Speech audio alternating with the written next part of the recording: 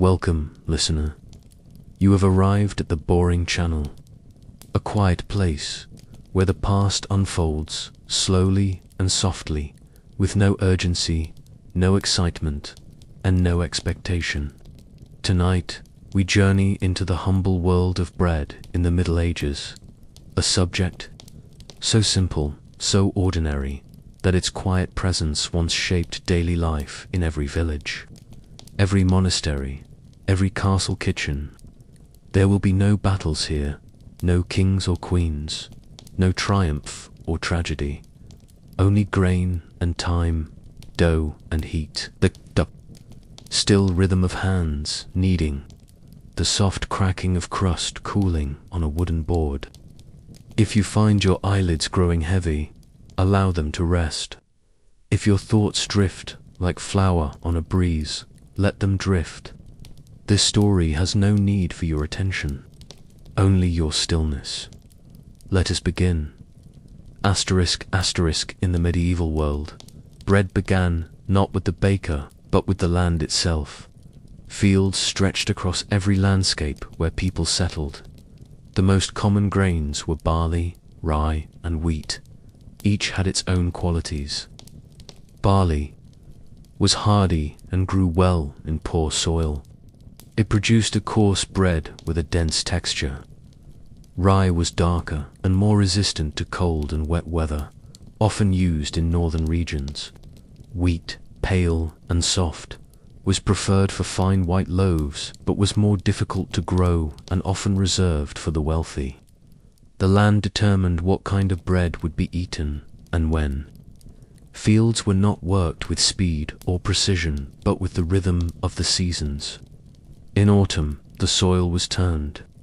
In spring, the grain was planted. The sun, the rain, the wind, all decided what would grow and what would fail. When the time came for harvest, entire villages took part. Sickles cut low through the stalks. Sheaves were tied and stacked. The grain was threshed with wooden flails to separate the husk from the kernel. It was then winnowed in the breeze. Dust and chaff lifted into the air like old ghosts. What remained was stored in sacks or bins, waiting for the next step in its long journey toward becoming bread. Asterisk, asterisk, before bread could be baked, the grain had to be milled. This was not a quick process. In many villages, there was a single mill. It stood near a stream or river, using a water wheel to turn heavy millstones. The grain was poured slowly into the hopper. The stones, rough and massive, ground the kernels into flour. It was not fine flour, not like the white powders known today. It was coarse and speckled with fragments of husk and stone. Each sack of flour held the weight of the land, the miller's labor, and time itself.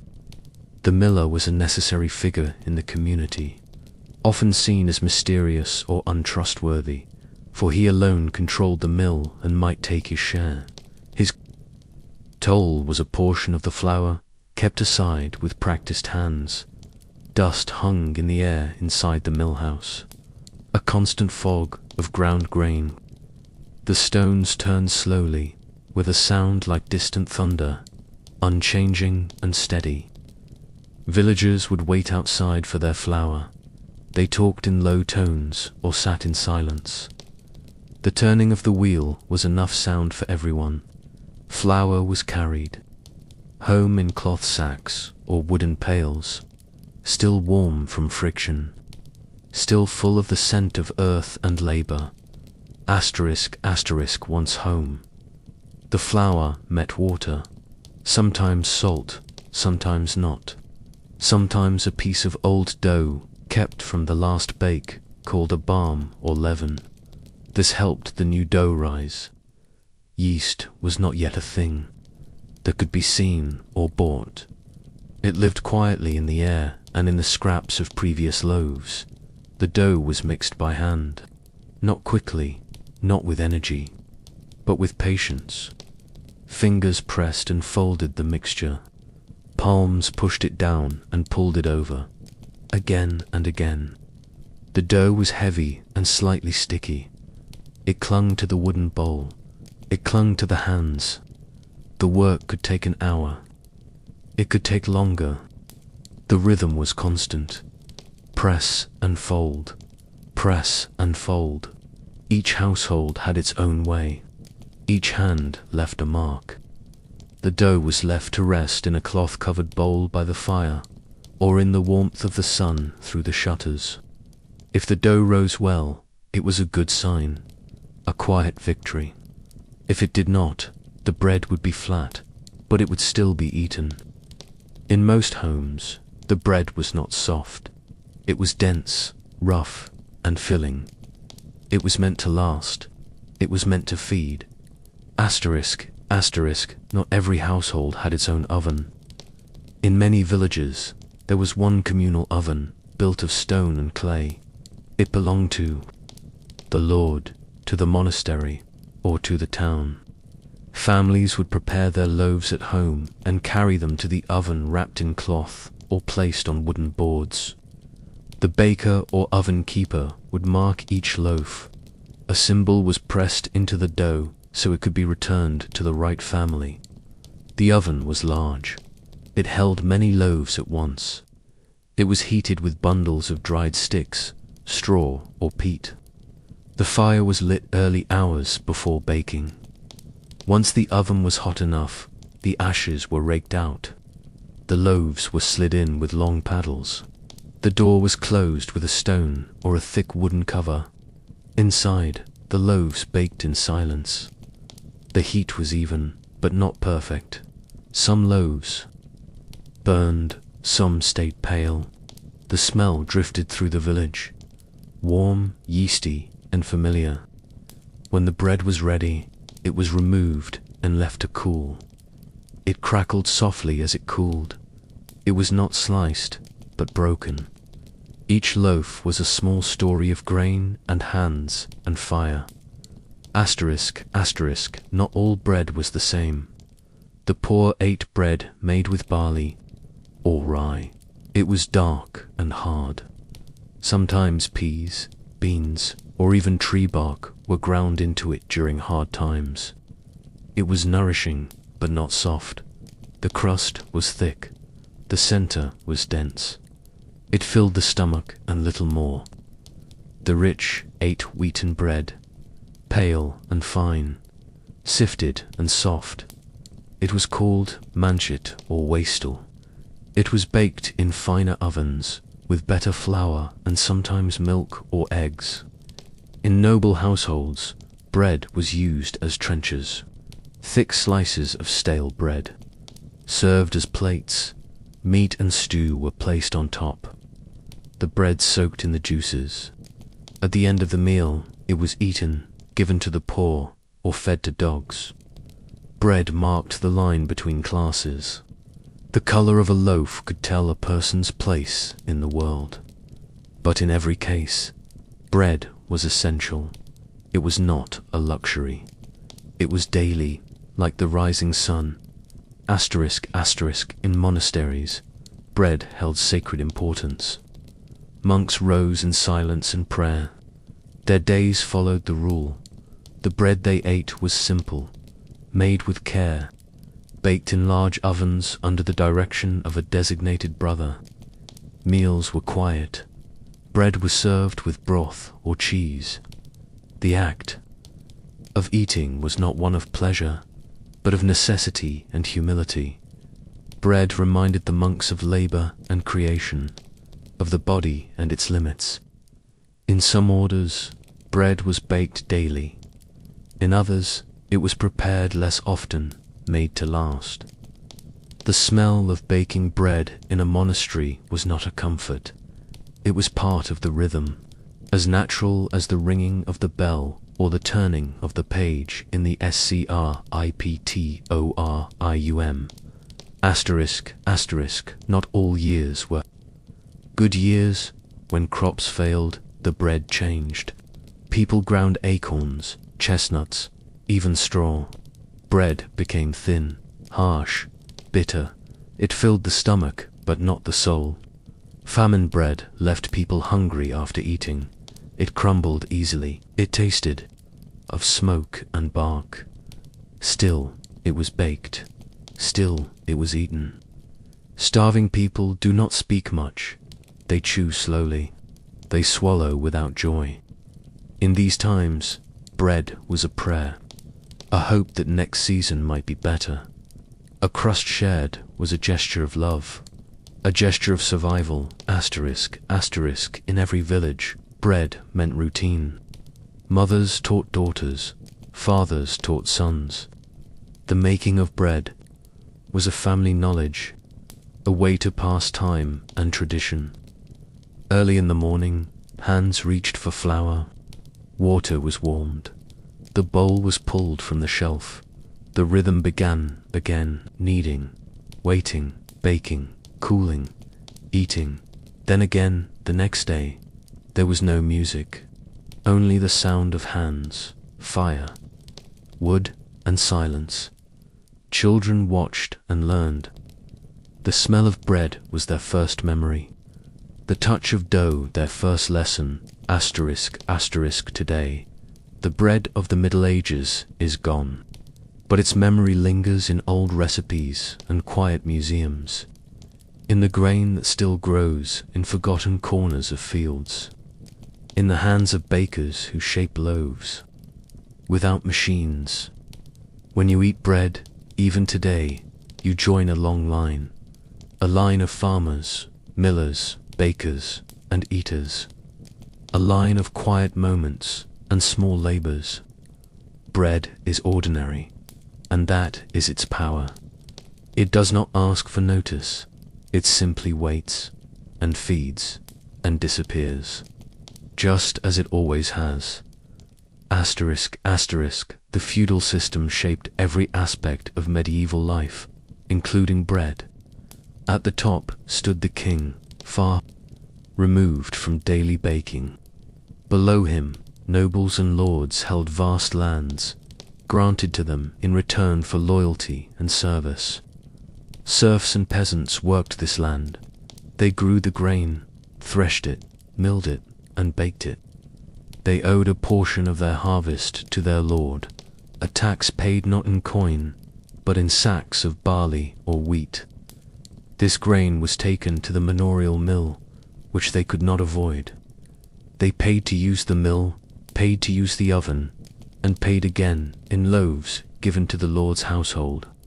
Yet despite this, bread was still theirs. In quiet kitchens, they mixed flour and water with steady hands. The feudal system took much, but not the knowledge of bread. The land belonged to the lord, but the kneading belonged to the people. The fire in the hearth was theirs. The bread they ate was made by their labor, and that labor gave them life. In this way, bread served as both sustenance and symbol, a quiet resistance to the structure above. The church shaped time. Every day had a place in the holy calendar. There were feast days and fasting days, saints' days and seasons. Bread changed with them. On fast days, meat was forbidden, but bread remained. It was eaten with fish or thin vegetable broth. During Lent, the bread was plainer, often without butter or eggs. On feast days, the bread became richer. It was made with spices, honey, or dried fruit. Not by the poor, but by those who could afford the extra ingredients. In monasteries and in noble homes, special loaves were baked for specific saints. These were not for pleasure. They were for observance. Bread, even when sweetened or shaped with care, was still sacred. At Mass, bread took on the most profound meaning of all. The Eucharist, the host, the body of Christ. This bread was white, pure, and flat. It was baked under strict rules. It was touched with reverence. It reminded people of sacrifice, of presence, of belief. In the medieval world, bread was not just food, it was time. It marked the seasons. It honored the sacred. It reminded the people that even the most ordinary things could hold meaning beyond taste or hunger. Asterisk markets were held once a week in towns and cities. People gathered from nearby villages. They brought their goods, their animals, their grain, and their bread. Bakers sold fresh loaves early in the morning. Some loaves were round, some oval, some long and flat. The shape told the buyer who made it. Bakers marked their bread with symbols or letters. The town officials watched closely. Bread had to meet standards.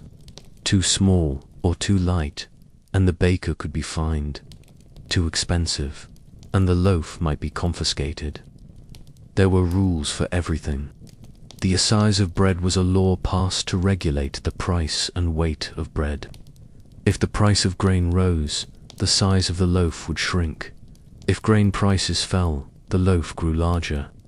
Bakers kept lead weights and careful records. Some still cheated. They added chalk or ground beans. They baked hollow loaves. They sold stale bread as fresh.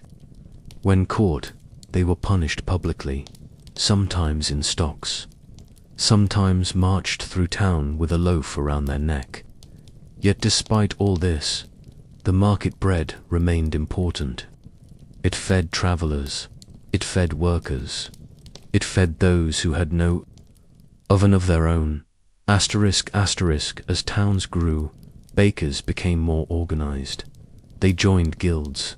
A guild was more than a group. It was a structure, a system, a way of protecting trade and setting standards. In many towns, only guild members could legally sell bread. To become a member, one had to train as an apprentice. Apprenticeship could take years. A boy would live in the baker's household. He would sweep the floor, gather wood, carry flour, and watch the hands of the master. Over time, he learned the rhythm, when to feed the yeast, how to shape the dough, how long to bake a round loaf in a cooling oven. When he was ready, he became a journeyman. He traveled. He worked under other bakers. He gathered skill. He saved money. If he produced a masterwork, a perfect loaf or series of loaves, and if the guild approved, he became a master baker. He could then open his own shop, hang his own sign, train his own apprentice. The guild ensured that bread was of good quality. It also ensured that only certain people could make and sell it. Rules were enforced. Fines were paid. Secrets were kept. The bread itself may have looked simple, but behind every loaf was a long tradition of controlled knowledge and practiced skill. A guilt loaf was not just baked, it was approved. Asterisk pilgrims traveled far, to Canterbury, to Santiago, to Rome, to the Holy Land. Some walked for weeks, others for years. On their journey, they carried little, a staff, a pouch, a water skin, and always some form of bread. It was flat, dry, dense, hard to chew, but it lasted. It did not spoil quickly. It could be soaked in water or wine, broken with cheese or onion. It gave energy. It gave comfort. In monasteries along the route, pilgrims received bread and a place to sleep. This bread was part of the Christian duty of hospitality. No feast, no fine flour, but bread, warm and offered, was enough. Pilgrims marked their journey in small ways. A scallop shell, a blessing, a loaf given by a stranger. These things became memories. In towns along the road, bakers shaped special loaves. Bread stamped with crosses, bread shaped like sandals or staffs, bread made to be carried far. When the pilgrim returned home, if they returned at all, they brought stories. and always the memory of the bread they ate in strange places, among strangers. Bread that tasted of distance, of devotion, of dust and prayer. Asterisk, asterisk, not every year brought good harvests. Some years brought rain, others brought frost, sometimes both. The grain failed. The granaries emptied, and then came the hunger. Bread, once daily and plain, became scarce and precious. People mixed bark with flour. They ground acorns. They used bean husks, sawdust, moss. They baked loaves that turned grey, bitter, crumbling, but it was still called bread. In some towns, the authorities tried to help. They opened emergency granaries. They set price limits. They called for fasting, not for piety, but for rationing. In the countryside, peasants ate everything stored for winter by midsummer.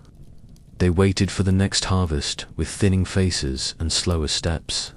In cities, poor families begged for crusts. In monasteries, monks distributed small loaves, blessed but barely nourishing. Famine changed the shape of bread, not just its ingredients, but its meaning. It became survival. It became a measure of time, of hope, of desperation. When the grain returned, people knelt in fields and wept. They touched the wheat with reverence. The first loaf after famine was not just food. It was return. It was life again. Asterisk, asterisk, when the Black Death came, everything changed. Cities emptied. Villages disappeared. Fields lay unplowed. The grain withered. The mills fell silent.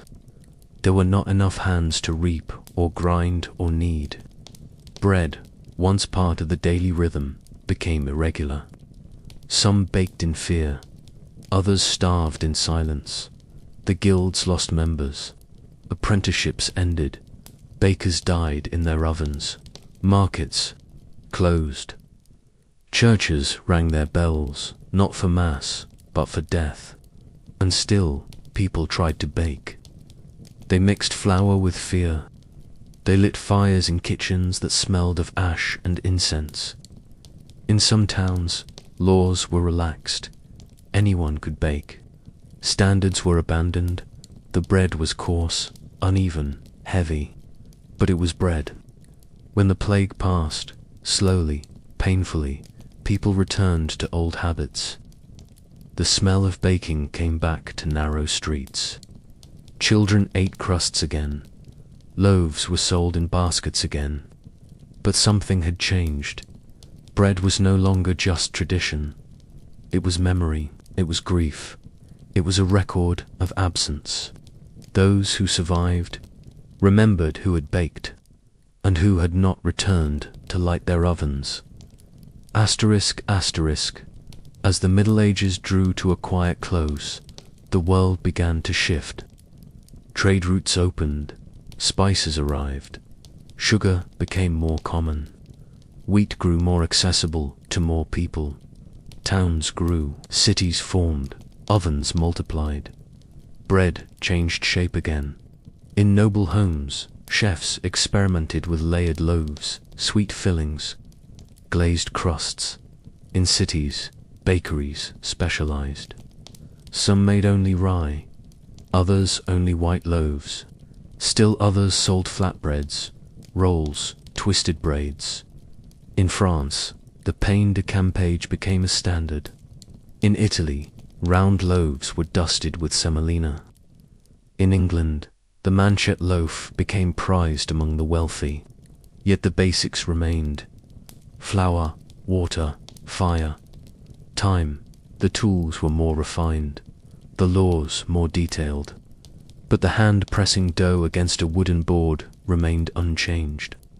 The quiet, that settled as the bread rose in the dim light of an early morning hearth, remained the same. Bread endured, even as the medieval world gave way to the early modern. It was eaten by kings. It was eaten by peasants. It followed the people wherever they went, Asterisk, asterisk, within stone walls, behind heavy doors, monks kept time with silence and bells. Their days were structured by prayer, work, and reflection. Among their many duties was the tending of fields, the harvesting of grain, the milling of flour, and the baking of bread. Monasteries became centers of knowledge, not only of scripture, but of agriculture, baking, and preservation. The monastic ovens were large. The loaves were made with care, sometimes round, sometimes marked with a cross. Bread fed the monks. It fed the poor. It fed travelers and pilgrims. The rule of Saint Benedict called for moderation. Monks were not to indulge in luxury. Their bread was plain, nourishing, sufficient. But within this simplicity was precision, exact measurements, well-tended leaven, clean tools, cool storage. Records were kept, recipes preserved. The monastic tradition helped carry bread-making knowledge forward. When famine came, they shared. When plague struck, they prayed and baked still. Monasteries became places where bread was not only food, but ritual, a silent, daily act that carried through generations. Their loaves were symbols of devotion, of order, of discipline. When the world outside changed, when rulers fell and wars raged, the ovens remained warm, and the bread remained steady. In the end, a loaf of medieval bread was a quiet thing. It was not displayed with pride. It was not decorated to impress. It was there, always, at meals, in prayers, in trade, in famine, and in feast. It stood on wooden boards, beside knives, beside bowls of stew, beside cups of wine. It crumbled in the hands of children. It softened in the mouths of the dying. It was the first thing offered to guests, and the last thing eaten before sleep. Its crust was often hard. Its crumb was often coarse. Its color ranged from gray to golden. And still, it mattered more than any jewel or parchment. It was baked by mothers, monks, and market vendors. It was taxed, weighed, blessed, broken. It was hoarded. It was shared. It was remembered. Long after the names of kings faded, the scent of bread lingered, in quiet kitchens, in cool cellars, in memories passed through families.